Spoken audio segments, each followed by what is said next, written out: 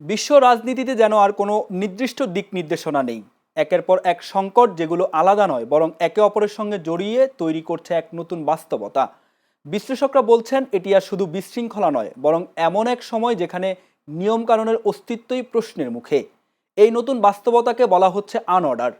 বিস্তারিত প্রতিবেদনে।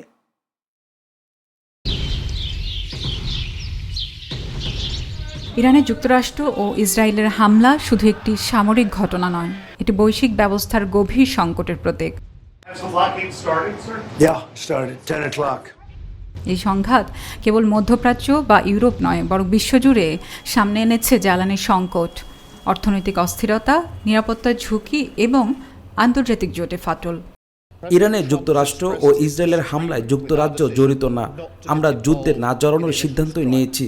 যুক্তরাজ্য বিশ্বাস করে কোনো নির্দিষ্ট অঞ্চল এবং বিশ্বের জন্য সর্বোত্তম পথ হলো আলোচনার মাধ্যমে একটি সমাধানে পৌঁছানো। মধ্যপ্রাচ্যের ঘটনাবলী অত্যন্ত উদ্বেগজনক। এই অঞ্চলের স্থিতিশীলতা অত্যন্ত গুরুত্বপূর্ণ। যুদ্ধ নয়, একমাত্র স্থায়ী সমাধান হলো কূটনৈতিক সমাধান।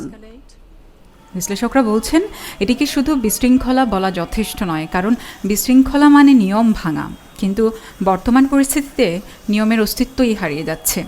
এই অবস্থাকেই বলা হচ্ছে আনঅর্ডার।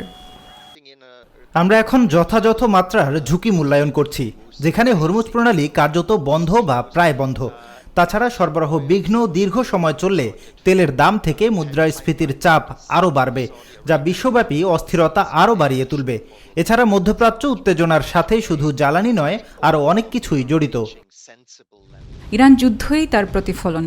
আলোচনার মধ্যেই হামলা, বেসামরিক অবকাঠামোতে আঘাত, এমনকি রাজনৈতিক নেতাদের টার্গেট করা, সবই ঘটছে প্রকাশ্যে, কোনো দায়বদ্ধতা ছাড়াই। বিশেষজ্ঞরা বলছেন ভয়ঙ্কর দিক হলো অনেক রাষ্ট্রই বুঝতে পারছে না যে তারা আন্তর্জাতিক আইন লঙ্ঘন করছে। ইসরায়েল এবং যুক্তরাষ্ট্রের পক্ষ থেকে একতরফাভাবে নেওয়া এই হস্তক্ষেপটি শুরুর আগে একটি যৌথ ফোরামে আলোচনা হওয়া উচিত ছিল।